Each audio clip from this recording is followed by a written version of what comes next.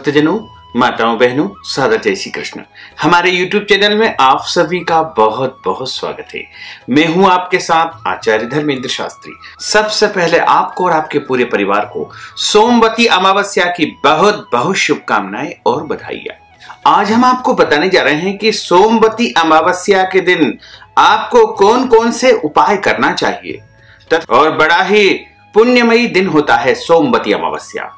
सोमवती अमावस्या धर्म ग्रंथों में विशेष रूप से बड़ी अमावस्या मानी गई है। तो आज हम आपको सोमवती अमावस्या का संपूर्ण पूजन का विधि विधान तथा सोमवती अमावस्या की कथा सुनाने जा रहे हैं। इस वीडियो को अंत तक जरूर देखिएगा और अधिक से अधिक लोगों को शेयर भी करिएगा।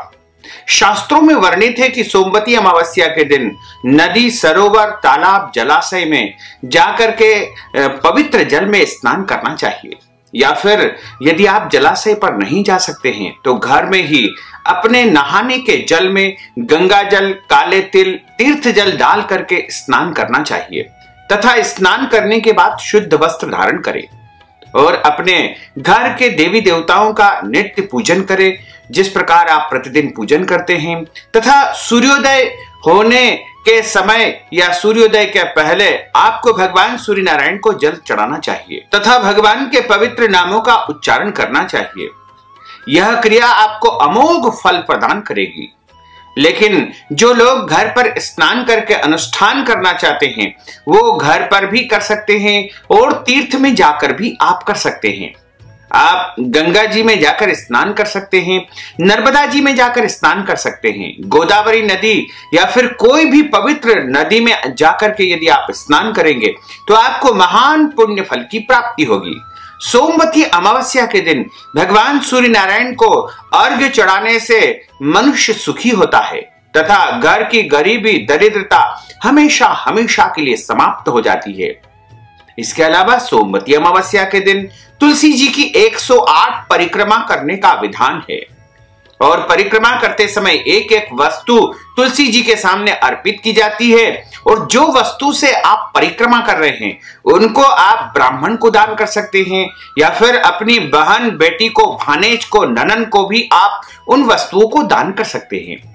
इसके अलावा आप सोमवती अमावस्या के दिन पीपल के 108 फेरे लगाएंगे यानी परिक्रमा लगाएंगे तो निश्चित तौर से आपके जन्म जन्मांतर के पाप, दोष, पीड़ाएं नष्ट हो जाएगी। जिन लोगों की कुंडली में चंद्रमा कमजोर है वह गाय को दही और चावल यदि सोमवती अमावस्या के दिन खिलाते हैं तो निश्चित तौर से उनकी कुंडली में चंद्रमा प्रबल हो जाएंगे और उनके जीवन में उनको सभी प्रकार के सुखों की प्राप्ति होगी। इसके अलावा सोमवती अमावस्या के दिन भगवान शिव जी का विशेष पूजन अर्चन करना चाहिए। भगवान शिव जी का रुद्राभिषेक किया जा सकता है, महामृत्युंजय मंत्र के जाप किए जा सकते हैं या फिर आप इस दिन काल सर्प दोष की शांति भी कर सकते हैं या पितृ दोष शांति का अनुष्ठान भी इस दिन आप कर सकते हैं, क्योंकि सोमवती अमावस्या यानी सोमवार के दिन आने वाली अमावस्या को सोमवती अमावस्या कहा जाता है और अमावस्या पितरों की तिथि मानी गई है। वहीं सोमवार का दिन भगवान भोले बाबा का दिन माना जाता है, इसलिए पितरों के दिन पर सोमवती अमावस्या का आना अपने आप में दुर्लभ संयोग बन रहा है। सोमवती अमावस्या के दिन मनुष्य यदि ब्राह्मण को दक्षिणा दान करता है, अन्न दान करता है, वस्त्र दान करता है, स्वर्ण दान करता है, गौ दान करता है या फिर ब्राह्मण को भोजन करवाता है या फिर कोई भी वस्तु का दान यदि ब्राह्मण को करता है तो निश्चय ही उसे अनंत और अक्षय गुना पुण्य फल की प्राप्ति होती है। सोमवती अमावस्या के दिन गायत्री मंत्र का जाप भी आप कर सकते हैं। इसके अलावा कोई भी मंत्र जाप, सिद्धि साधना या मौन व्रत धारण भी आप कर सकते हैं, जिससे आपको महान पुण्य फल की प्राप्ति होगी तथा भगवान का भरपूर आशीर्वाद आपके जीवन पर सदैव बना रहेगा। अमावस्या के दिन आप यदि मंत्र जाप, सिद्धि साधना उपाय करेंगे तो निश्चित तौर से भगवान की कृपा तो होगी ही होगी, इसके अलावा पितरों की भी आपके ऊपर कृपा होगी, क्योंकि सोमवती अमावस्या के दिन यदि हम कोई भी उपाय करेंगे तो पितरों को भी परम शांति प्राप्त होगी तथा हमारे घर के परिवार के पितृ दोष समाप्त होंगे और हमारे जीवन में सुख, शांति, समृद्धि का वास होगा। वैसे तो अमावस्या पूरे महीने में हर बार एक बार आती है, लेकिन ऐसा कम ही होता है जब सोमवार के दिन अमावस्या का पर्व हो। सोमवार को अमावस्या बड़े भाग्य से ही आती है। पांडव पूरे जीवन तरसते रहे, परंतु उनके संपूर्ण जीवन में सोमवती अमावस्या नहीं आई थी। इस दिन पवित्र नदियों में, तीर्थों में स्नान, गोदान, अन्नदान, ब्राह्मण भोजन, वस्त्रदान आदि विशेष रूप से माना गया है। सोमवार चंद्रमा का दिन है। इस दिन अमावस्या को सूर्य तथा चंद्रमा एक सीध में स्थित रहते हैं, इसलिए यह पर्व विशेष रूप से पुण्यदायी माना गया है। सोमवार भगवान शिव का दिन होता है और सोमवती अमावस्या तो पूर्ण रूपेण भगवान भोलेनाथ को समर्पित होती है। इस दिन यदि गंगा जी जाना संभव न हो या तीर्थ में जाना संभव न हो तो प्रातः किसी नदी या सरोवर आदि में स्नान करके भगवान शंकर, माता पार्वती का विधिवत पूजन अर्चन करना चाहिए। और अमावस्या के दिन किसी भी वृक्ष से पत्ते नहीं तोड़ना चाहिए और किसी भी पेड़ पौधों को काटना नहीं चाहिए। और इस दिन आपको किसी भी गरीब, याचक या भिखारी को पीड़ित नहीं करना चाहिए। और इस दिन किसी भी तरह से कोई अनैतिक या गलत कार्य नहीं करना चाहिए। अमावस्या के दिन क्रोध नहीं करना चाहिए। अमावस्या के दिन लड़ाई झगड़ा, वाद विवाद बिल्कुल नहीं करना चाहिए। चूंकि अमावस्या पितृकर्म के लिए मानी गई है, इसलिए इस दिन शुभ और मांगलिक कार्यक्रम वर्जित माने जाते हैं। इस दिन केवल पितृकर्म तथा दान पुण्य कर्म ही आप कर सकते हैं, यानी अमावस्या के दिन नए कर्म करना वर्जित माना जाता है। इसी के अलावा आपको अमावस्या के दिन ब्रह्मचर्य व्रत का पालन करना चाहिए और अमावस्या का पूरा दिन दान पुण्य तथा पूजन पाठ, मंत्र जाप आदि के लिए माना गया है। अब हम आपको सोमवती अमावस्या की दिव्य और ज्ञानमयी कथा सुनाने जा रहे हैं। कथा प्रारंभ करने के पूर्व गुरुदेव की स्तुति करते हैं तथा भगवान की स्तुति करेंगे और उसके बाद आपको कथा का श्रवण कराएंगे। बोलिए लक्ष्मी नारायण भगवान की जय, श्री वृंदावन बिहारी लाल की जय, गोपाल कृष्ण भगवान की जय। गुरुर् ब्रह्मा गुरुर्विष्णु गुरुर्देवो महेश्वरा, गुरु साक्षात् परब्रह्म तस्मै श्री गुरुवे नमः। जय जय श्री राधा रमण, जय जय नवल किशोर, जय गोपी चित चोर प्रभु, जय जय माखन चोर। मात मेरी श्री राधिका, पिता मेरे घनश्याम, इन दोनों के चरणन में मेरा बारंबार प्रणाम, मेरा बारंबार प्रणाम, मेरा बारंबार प्रणाम। मोहिनी मूरत श्याम की वो मन रही समाय, जो मेहंदी के पात में लाली रही समाय। धन यौवन एक दिन उड़ जाएंगे जैसे उड़े कपूर, मन मूरख तू राम भज, क्यों चाटे जगधूर, क्यों चाटे जगधूर। राम कृष्ण दो एक है, अंतर नहीं निमेष, इनके नयन गंभीर है, उनके चपल विशेष। बोलिए श्री द्वारकाधीश भगवान की जय, श्री वृंदावन बिहारी लाल की जय, गोपाल कृष्ण भगवान की जय, श्री वल्लभाधीश की जय, श्री यमुने महारानी की जय, श्री गुसाई जी महाराज की जय। भक्तजनों, माताओं बहनों, आपकी सेवा में हम सोमवती अमावस्या की दिव्य और ज्ञानमयी कथा प्रस्तुत करने जा रहे हैं। यह कथा बड़ी ही ज्ञानमयी है। एक समय की बात है, राजा युधिष्ठिर ने भगवान कृष्ण से पूछा कि हे प्रभु, सोमवती अमावस्या कब आती है तथा इसका क्या महत्व होता है? कृपा करके आप विस्तार पूर्वक मुझे इस विषय में समझाइए। तब भगवान कृष्ण बोले कि हे राजन, सोमवार के दिन जब अमावस्या आती है तो इसे सोमवती अमावस्या कहा जाता है और इस अमावस्या को सबसे बड़ी अमावस्या माना गया है। जो मनुष्य सोमवती अमावस्या के दिन प्रातःकाल ब्रह्म मुहूर्त में जल्दी उठ करके स्नान करता है तथा स्नान करने के बाद में सूर्य भगवान को जल अर्पित करता है और तुलसी जी की 108 परिक्रमा करता है या फिर पीपल के वृक्ष की 108 परिक्रमा करता है, उसे अनंत और अक्षय गुना पुण्य फल की प्राप्ति होती है। और सोमवती अमावस्या के दिन जो मनुष्य ब्राह्मण को दक्षिणा दान करता है, अन्न दान करता है, ब्राह्मणों को भोजन करवाता है, या फिर ब्राह्मण को वस्त्र दान या अन्य कोई भी दान यदि सोमवती अमावस्या के दिन करता है तो निश्चित तौर से उसके जीवन में उसे समस्त सुखों की प्राप्ति होती है और उसके पुण्यों का उदय हो जाता है, क्योंकि सोमवती अमावस्या महान पुण्यदायी दिन माना गया है और बड़ा ही दुर्लभ दिन होता है। तो भगवान कृष्ण कहते हैं कि हे राजन, सोमवती अमावस्या के दिन प्रत्येक मनुष्य को पुण्य कर्म अवश्य करना चाहिए, जिसके उसके पुण्यों की वृद्धि होती है और निरंतर वह अपने जीवन में उन्नति करता है, प्रगति करता है। सोमवती अमावस्या की जो पौराणिक कथा आती है वो इस प्रकार है। एक गरीब ब्राह्मण परिवार था। उस परिवार में पति पत्नी के अलावा उनकी एक पुत्री भी थी। वह पुत्री धीरे धीरे बड़ी होने लगी। उस पुत्री में समय और बढ़ती उम्र के साथ सभी स्त्रियोचित गुणों का विकास हो रहा था। वह युवा अवस्था को प्राप्त हो रही थी। वह लड़की सुंदर, संस्कारवान एवं गुणवान थी, किंतु गरीब होने के कारण उसका विवाह नहीं हो पा रहा था। एक दिन उस ब्राह्मण के घर में एक साधु महाराज का आगमन हुआ। वो उस कन्या के सेवा भाव से काफी प्रसन्न हुए। कन्या को लंबी आयु का आशीर्वाद देते हुए साधु ने कहा कि इस कन्या की हथेली में विवाह योग्य रेखा ही नहीं है, यानी इसके भाग्य में विवाह का योग नहीं है। तब ब्राह्मण दंपति ने साधु महाराज से निवेदन किया कि हे प्रभु, कोई ऐसा तो उपाय होगा जिससे इस कन्या का विवाह हो जाए और इसके विवाह का योग शीघ्र बन जाए। साधु महाराज ने कुछ देर विचार करने के बाद अपनी अंतर्दृष्टि लगा करके, ध्यान लगा करके बताया कि कुछ दूरी पर एक गांव है और उस गांव में सोना नामक एक धोबिन निवास करती है। वह धोबिन अपने बेटे और बहू के साथ में निवास करती है, जो बहुत ही आचार विचार और संस्कार संपन्न तथा पति परायण है। यदि यह कन्या उसकी जाकर के सेवा करे तो और उस महिला की जो मांग का सिंदूर है वह इसके मस्तक पर यदि लगा दे तो इसका वैधव्य योग समाप्त हो जाएगा तथा इसका विवाह योग बन जाएगा। और वह महिला कहीं पर आती जाती नहीं है, वह अपने घर में ही निवास करती है।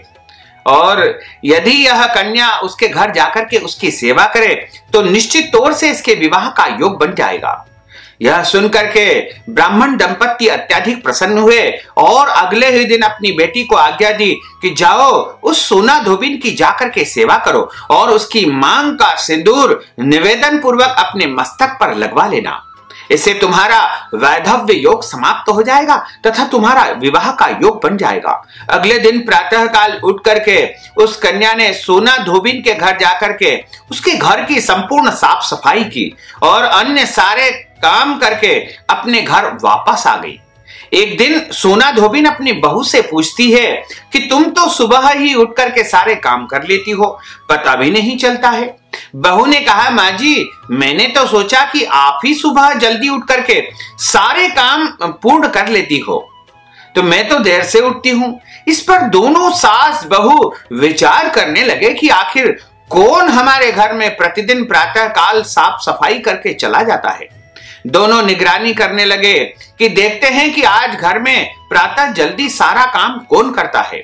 कई दिनों के बाद धोबिन ने देखा कि एक कन्या अंधेरे में ही उनके घर में आती है और घर का सारा काम करती है, सारा सेवा भाव करती है और अंधेरे में ही पुनः अपने घर चली जाती है। एक दिन की बात है, सोना धोबिन उस कन्या की निगरानी कर रही थी और अचानक वह घर का काम करके जाने लगी तो सोना धोबिन उसके पैरों में गिर पड़ी। पूछने लगी कि आप कौन हो और इस तरह छुप करके मेरे घर की चाकरी क्यों करती हो। तब कन्या ने साधु द्वारा कही गई सारी बातें उस सोना धोबिन को बताई। सोना धोबिन पति परायण थी और उसमें बड़ा तेजस्व था तथा वह तैयार हो गई। सोना धोबिन के पति थोड़े अस्वस्थ थे। उसने अपनी बहू से अपने लौट आने तक घर पर ही रहने को कहा। सोना धोबिन ने जैसे ही अपनी मांग का सिंदूर उस कन्या की मांग में लगाया, तुरंत ही सोना धोबिन के पति की मृत्यु हो गई।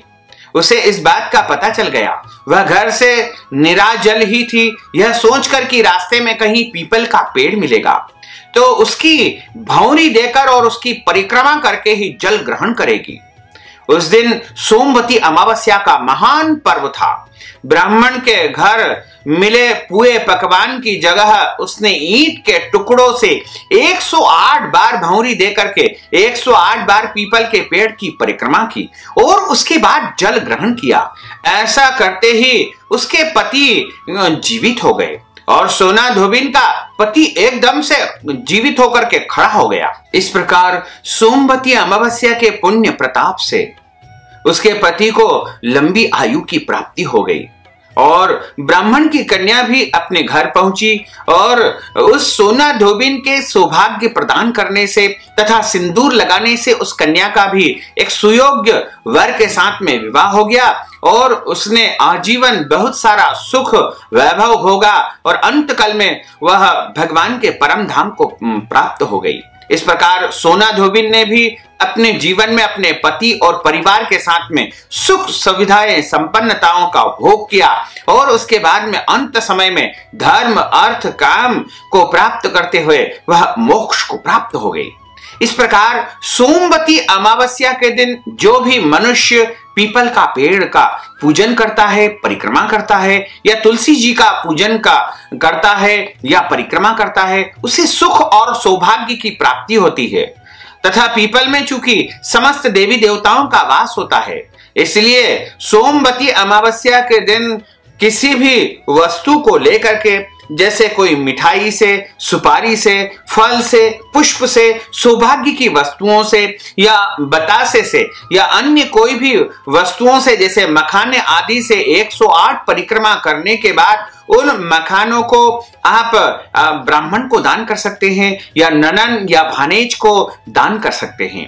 इस प्रकार आप उस दिन गौरी गणेश का भी पूजन करें, पितरों के निमित्त दान पुण्य करें, तो निश्चय ही आपके जीवन में सुख सौभाग्य की वृद्धि होगी और आपके जन्म जन्मांतर के पाप दोष नष्ट हो जाएंगे और आपके जीवन में सभी प्रकार के सुखों की निश्चित तौर से आपको प्राप्ति होगी। इस प्रकार जो मनुष्य सोमवती अमावस्या की दिव्य कथा का श्रवण करता है, उसके जीवन में कभी भी किसी चीज की कमी नहीं आती है और हमेशा उसका जीवन सुख सौभाग्य से भरा पूरा रहता है। इस प्रकार राजा युधिष्ठिर को भगवान कृष्ण ने यह कथा सुनाई। यह कथा यहाँ पर समापन होती है। बोलिए गोपाल कृष्ण भगवान की जय, श्री वृंदावन बिहारी लाल की जय। अच्युतम केशवम राम नारायणम कृष्ण दामोदरम वासुदेवम हरे, श्रीधरम माधवम गोपिका वल्लभम, श्री जानकी नायकम श्री रामचंद्रम भजे, जानकी मनोहरम सर्वलोक नायकम, श्री शंकरादि सेवितम पुण्य नाम कीर्तनम, श्री राम राम राम राम राम नाम तायकम, राम कृष्ण वासुदेवा भक्ति मुक्तिदायकम, राम कृष्ण वासुदेवा भक्ति मुक्तिदायकम, राम कृष्ण वासुदेवा भक्ति मुक्तिदायकम, राम कृष्ण वासुदेवा भक्ति मुक्तिदायकम। बोलिए श्री वृंदावन बिहारी लाल की जय, गोपाल कृष्ण भगवान की जय, श्री राधे रानी सरकार की जय, श्री वल्लभाधीश की जय, श्री यमुने महारानी की जय, श्री गुसाई जी महाराज की जय। धर्म की जय हो, अधर्म का नाश हो, प्राणियों में सद्भावना हो, विश्व का कल्याण हो, सनातन धर्म की जय हो, गौ माता की जय हो, नगर बस्ती की जय हो, आज के आनंद की जय हो, कल के आनंद की जय हो, परसों के आनंद की जय हो, बरसों बरसों के आनंद की जय हो। ओम नमः पार्वती पते हर हर महादेव हर। भक्तजनों, माताओं बहनों, यदि आप सोमवती अमावस्या की कथा की दक्षिणा या फिर वस्त्र दान, अन्नदान, गौदान या फिर ब्राह्मण भोजन यदि आप सोमवती अमावस्या के दिन करवाना चाहते हैं तो आप हमारे पेटीएम के माध्यम से, गूगल पे के माध्यम से, फोन पे के माध्यम से या अकाउंट नंबर के माध्यम से धन राशि पहुंचा करके सोमवती अमावस्या पर अपना नाम तथा गोत्र पता करके ब्राह्मण भोजन, अन्नदान, वस्त्रदान, गौदान या फिर सोमवती अमावस्या तपस्या का, दान पुण्य का पूरा पूरा पुण्य लाभ प्राप्त कर सकते हैं। तो आप यदि आप चाहें तो हमारे पेटीएम के माध्यम से, गूगल पे, फोन पे के माध्यम से नगद राशि पहुंचा करके इस पुण्य लाभ को अवश्य ही प्राप्त करें। साथ ही आपसे अनुरोध है कि इस ज्ञानवर्धक वीडियो को अधिक से अधिक लोगों को शेयर करिएगा, लाइक करिएगा, कमेंट करिएगा, और यदि अभी तक आपने सब्सक्राइब नहीं किया तो अभी और इसी समय सब्सक्राइब अवश्य कर लीजिए। आपको और आपके पूरे परिवार को सादर जय श्री कृष्ण, सादर धन्यवाद।